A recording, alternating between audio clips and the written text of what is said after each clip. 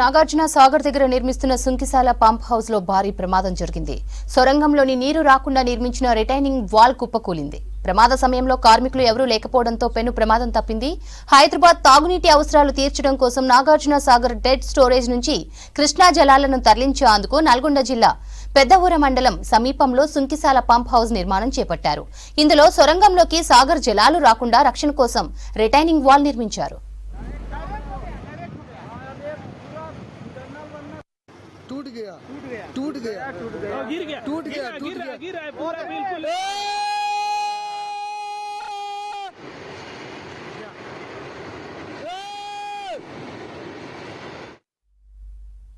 ఇటీవల నాగార్జున సాగర్ కు భారీ వరద వచ్చి చేరడంతో రక్షణ గోడ ఒత్తిడికి గురై ఒక్కసారిగా కుప్పకూలింది.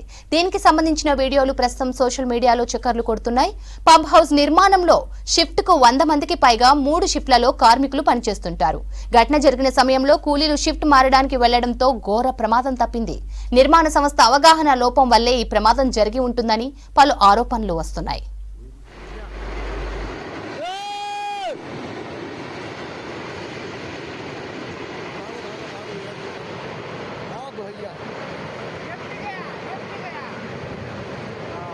देखो पानी